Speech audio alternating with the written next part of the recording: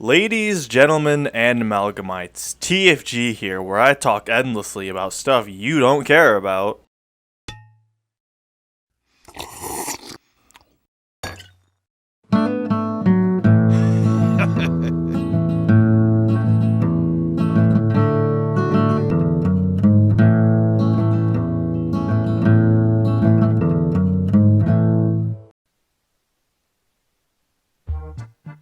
Why do I love the panic attack? Well, like many other weapons in TF2, it has an interesting history, and it's also a really shit weapon. The panic attack has had a long and interesting history, going through several reiterations over the years. The current panic attack has almost nothing in common with the original panic attack, other than the fact that it's, a shotgun. It started out as the Beggar's Bazooka secondary for these three classes and was also given to the engineer as a primary for some reason, before receiving a buff that turned it into a semi-decent primary for the engineer that was also granted to the other three classes for some reason. You could load and store 4 shots into the drum before releasing the mouse button and sneezing anyone in front of you out of existence. After Jungle Inferno, it got a complete overhaul, increasing the maximum capacity from 4 to 6, turning it into a, quote, "It's another boring stat-swapped shotgun." The new changes were refined in the Blue Moon update, which makes the panic attack feel semi-useful on Pyro, and makes you look like an absolute joke when you try to use it with any of the other 3 classes. Seriously, when have you ever seen a soldier running the panic attack who wasn't also wearing the Pyrovision goggles?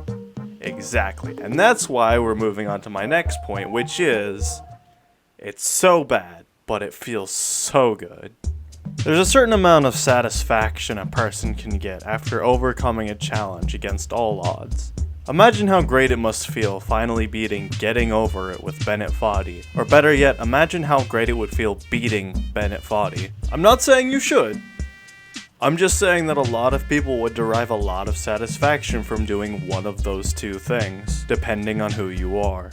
In a way, pulling off a kill with a panic attack is kinda like getting a kill with a market gardener. It's dumb, it's inefficient, and it requires a certain amount of luck, skill, and finesse to pull off. As far as shotguns go, it's one of the worst shotguns I've ever come across in any video game ever. The spread, combined with the damage fall-off, makes shooting enemies from a distance utterly worthless. For any kind of ranged attack, you'd be better off switching to a flare gun, the stock shotgun, or pretty much any other class. But where the panic attack fails in long-range or even mid-range combat, it makes up in its ability to finish off players who are caught off guard. Because of its increased switch speed, using the panic attack as an ambush weapon is the best use of its current form. With more pellets and a higher max damage at point-blank range, you'll be able to bypass its biggest weaknesses instead of fighting against them and its huge spread.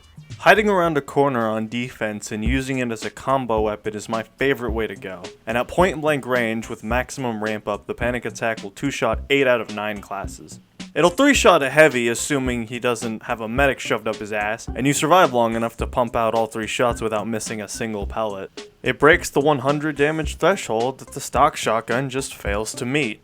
On paper, it looks like a direct upgrade. More pellets and a higher DPS with a fixed shot pattern. But because of its ridiculous spread, which only gets worse after continued use, the stock shotgun will come out on top in a shotgun v shotgun duel 9 times out of 10. And the 10th time due to a random crit, which no matter how many times I see the same clip of a developer talking about them in a different video, will never be removed. They're a core part of the game. I don't like it any more than you do, but just like Pyro, Valve isn't going to remove them. Probably.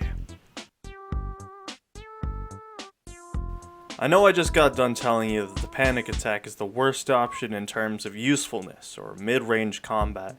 But what if I told you it's the best use of your worst warpaints?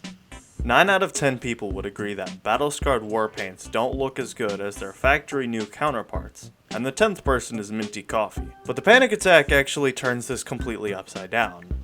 For some reason, a factory new warpaint on the panic attack makes the weapon look like some kind of toy you would buy your kid brother at Walmart from the Nerf section. But laying down a battle-scarred variant of any warpaint on the panic attack adds so much more detail to the weapon, and gives it an appealing tarnished look that just gives the appearance of history, of character.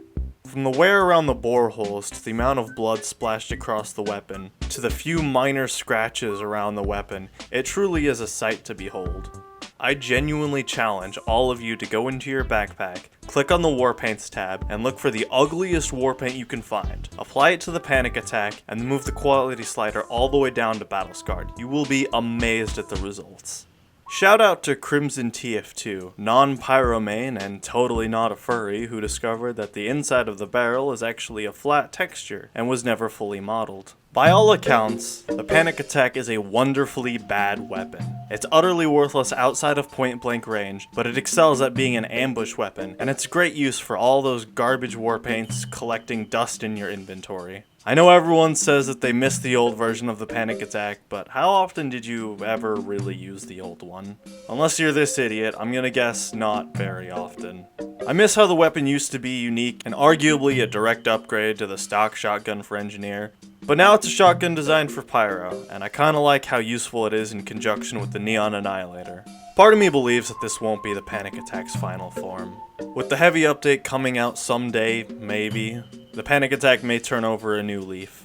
Well, thank you all so much for watching. If you'd like to see more of what I'll be up to in the next following weeks, go ahead and smash that subscribe button, as well as ring the little bell so that YouTube notifies you every time I upload a video. If you'd like to support me and all of the content I'm creating, please consider checking out the merch store. Thanks to the good folks over at Teespring, this legendary mug can now be yours. And thanks to Chryssi for her amazing artwork, which we've slapped onto basically every single surface we could find.